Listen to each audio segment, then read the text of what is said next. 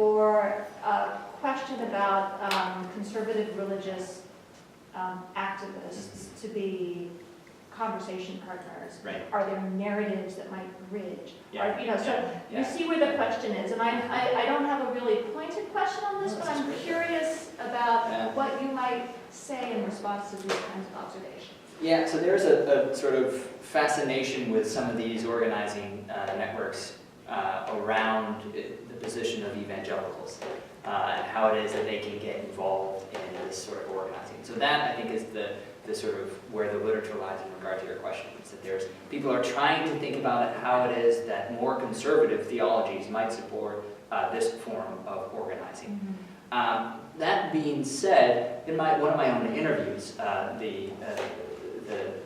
the chair of NOAA sort of called out Pentecostals and conservatives as hypocrites, and it's just like, they are not doing the will of God. This is whatever they think that they're doing, they're hypocritical about. He used that word a couple of times, and so I think that's also so. As soon as one says, "Wait, but you need to deal with those others within your own tradition that aren't at the table too." Part of the response is, you're talking theology, you're not talking organizing. We need to focus on these political wins, as opposed to talking about how it is, what's the most important part of the resurrection, or whether Jesus was, it's various theological differences there. So that I think is, but I think that initial response is wrong, and I think it is emblematic of the continual division within people to say, no, theology and organizing are two different separate things, and you can talk about theology in church and in worship, but when you talk about organizing, it's, we got to talk about who are the decision makers, what are the task forces, what's the political landscape, and all this sort of stuff. That being said, I mean, when I originally first thought about this project, I wanted to do a comparison between this group of Pentecostal pastors that I'm working with in Knoxville on Islamophobia, as well as with Noah. Obviously, I did not, because it's massive and I just didn't have the time. But this turn towards values, I think it's fruitful, and I think that's the way to go about it, is to start sort of thinking about how it is that one's religious tradition provides right values for this sort of work in a way that helps us, I think, kind of break up some of the conceptual differences, if that makes sense, about this is organizing and this is theology. So typically it's Brotherton has a fair amount of work on Pentecostals, and because, and particularly in regard to, and Joe might be able to help us out here a little bit on this, the movement, how theological the movement of the spirit of sanctification that helps us think about this sort of work. But in my field work, it was met with, that's hypocrisy. So yeah. Yeah, sorry. Yeah, no, I think it's, so one of the things that historians will say, historians are anyway, to note the ways that liberal Protestants have for hundreds, or at least 100 years, sort of proved their liberalness by embracing non-Christian colleague. So that's a sort of an easier sort of move to make, in so many ways, and it has its own long history and tradition, and not that it's not valuable as a sort of a strategy or even as they're real partners here. So I guess my next question, my second one is, I want to push you a little bit on, this is, sorry, the bee in my bonnet, but on your use of the secular. Yeah. So is the secular something, it's like, do we live in a secular society?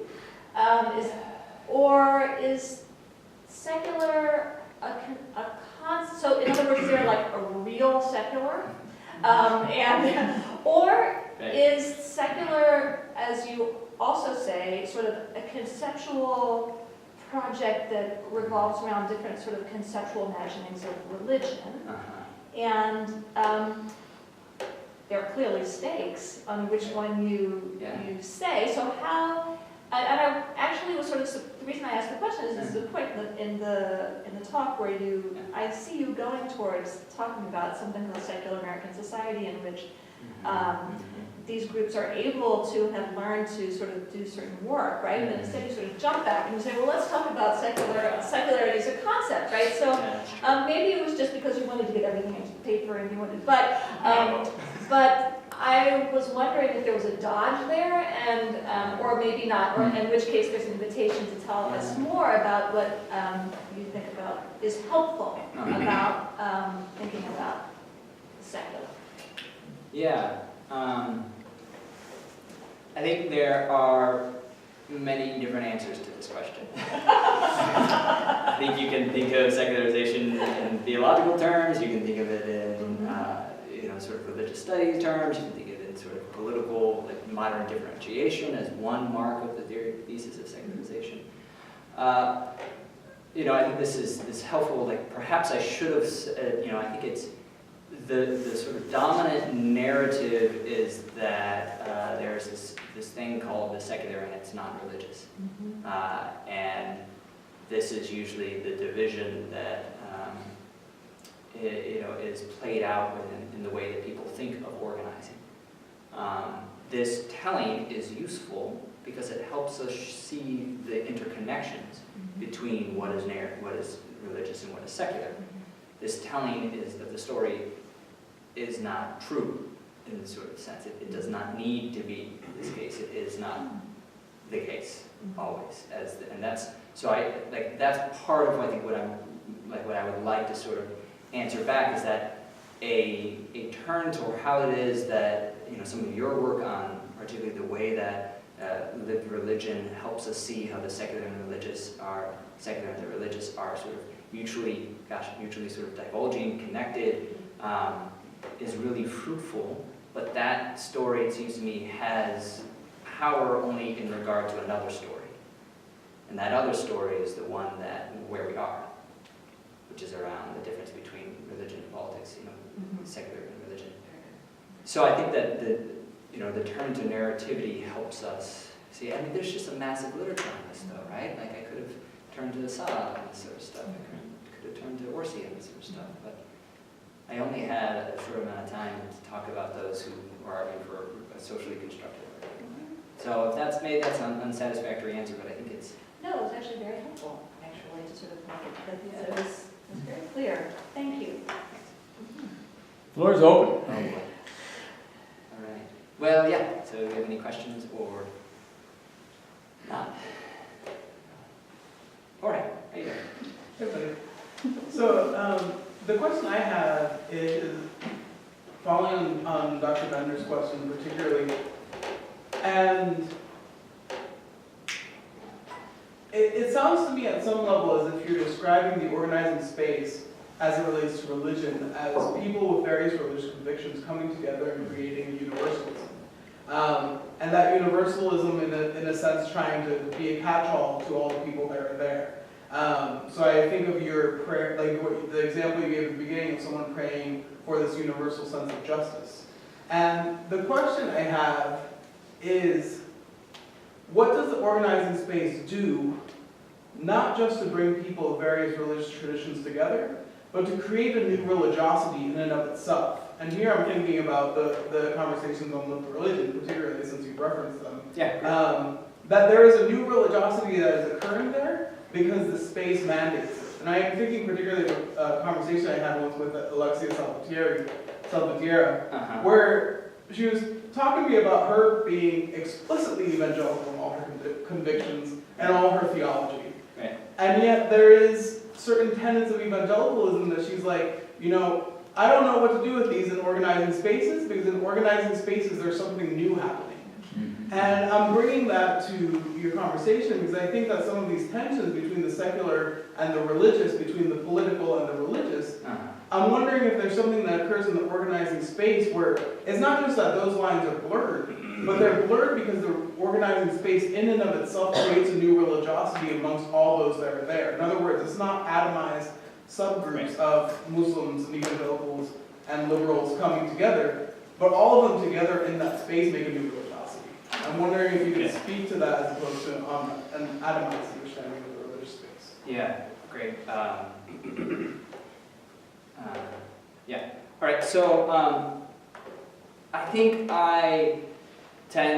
personally, I think it's dangerous for us to think of organizing as a sort of new religiosity, particularly because that has a sort of lack of, well, I mean, I think it's, in one way we can think about it in terms of, I guess my mind goes to sort of like Durkheimian frames about how it is that groups are gathered together around a source of sort of moral and religious formation, right? And this is sort of a new sense of religion.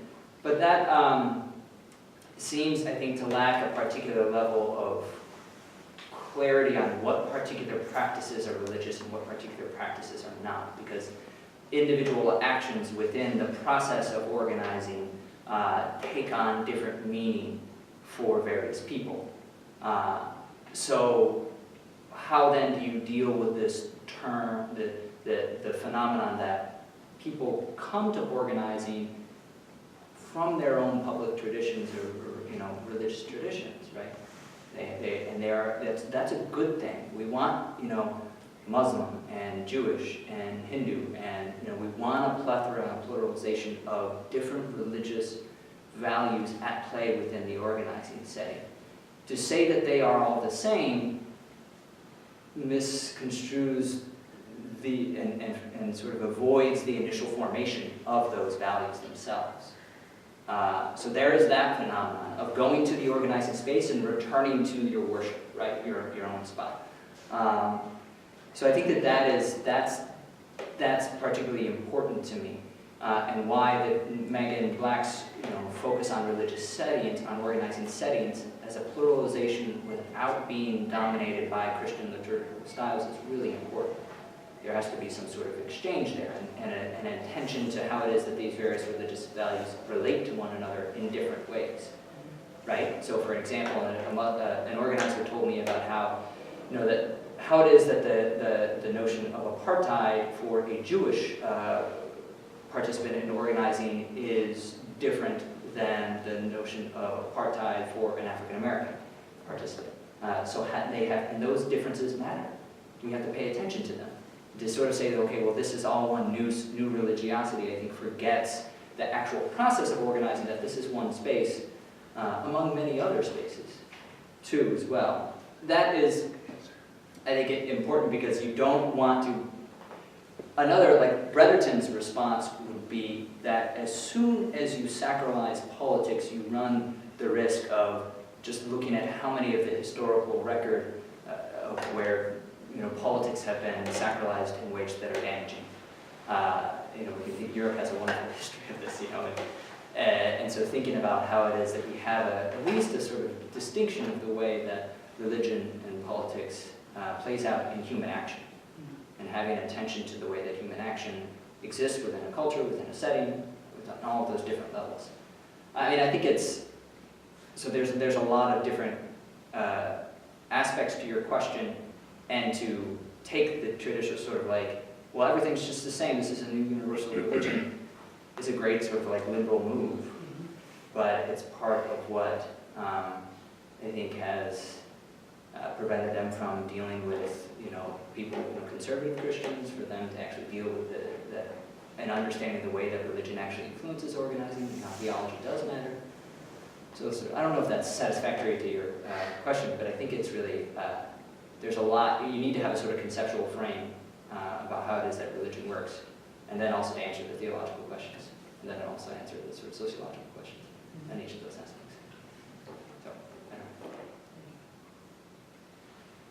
Kelly? I asked two kind of related questions. Great.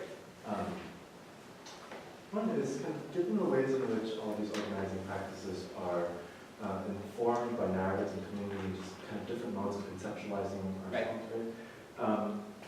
I'm wondering kind of how you think secular narratives and religious narratives lend themselves to different forms of organizing, right? Sure. And how these would express themselves practically in organizing sphere. And secondly, maybe I'm not sure how to ask this question. What you would make of the narrative itself of postmodern, post-structuralist critique of narratives and what the practical effects of that are for organizing. So on the first one, I mean, I think the question is, I think, one that has not really been engaged in this sort of literature, and it's something that I would like to take in a sort of up in a dissertation, is what exactly is organizing? Is it a practice? Is it a craft? Is it strategies and tactics?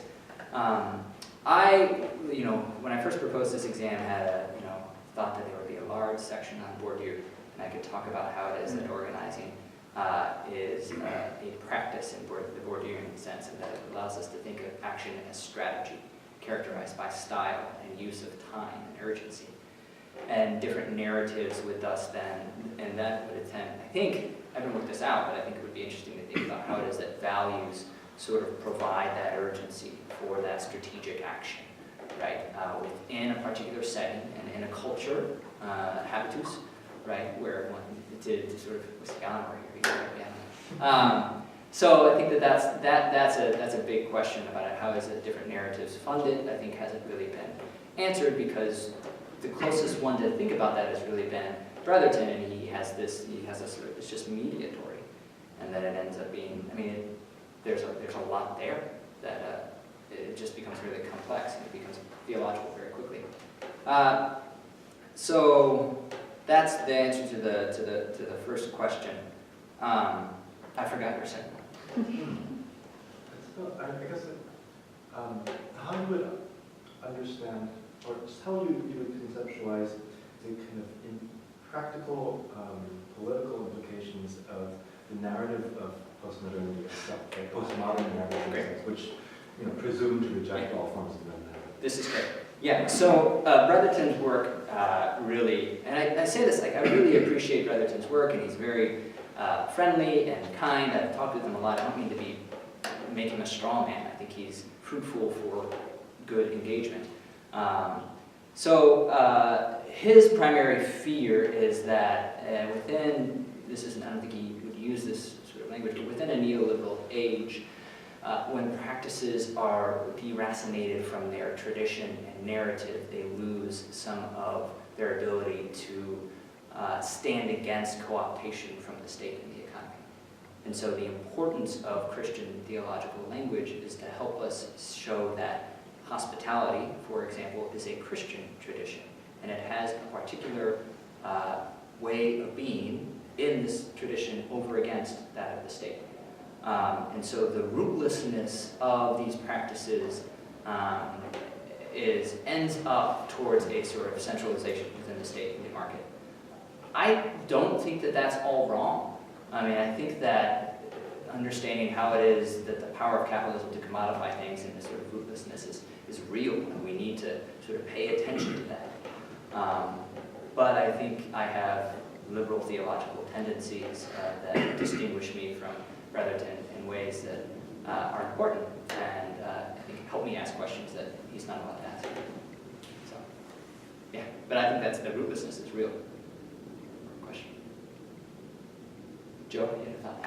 So, first of all, fabulous job, great work, and I think more than that, I think you're doing really important research, and I'm excited to see what happens with it, and so hopefully this will continue on. Obviously, this research that you're doing is really valuable. So the question I feel this question has been sort of half-asked and half-answered several times. Yes. So if you feel you've already answered it fully, that you're having heard today, you can tell me. Great. Piss off. But so this thinking of the Alinsky tradition as a robust tradition, is it something that is alongside religious traditions? Mm-hmm. Is it a master tradition that positions the religious traditions? Is it something of a different category? Yeah, I mean, I think I have a sort of line in there as I was reading over this that I don't fully engage, that I think BBCO is its own theological, political, public narrative that's worthy of study. This means then that it's not alongside other religious. I mean, it just depends on the standpoint. Like if you're taking a religious studies point of view, then sure, it's alongside other religious traditions. It's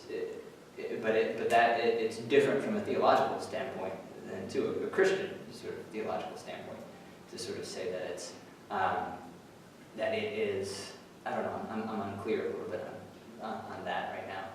But I think it's worthy of its own theological political public narrative. But this is what makes it unique, is it has the possibility, this sort of goes back to Jorge's question, of this sort of fascinating process where people go and then they return to their worship settings.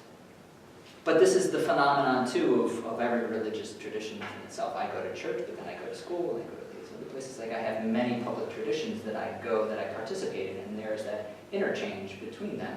And so on the one hand, yes, this is God's will. This is fulfilling God's will, but it's dealing with damn political issues. And so it has this sort of complex life about it that I think makes it worth further study to answer your question. I don't know if I've answered it. I mean, No, that's good, and points me in the directions of complexity. Right. Because my interest is, well, how is, there's space to question whether Jesus got up in a way that there's not space to question whether you should be doing one-on-ones or credentialing is something that we should think about, or that power is important. Yeah, absolutely. Right. There are no more questions. All right. Congrats, Aaron. That's outstanding.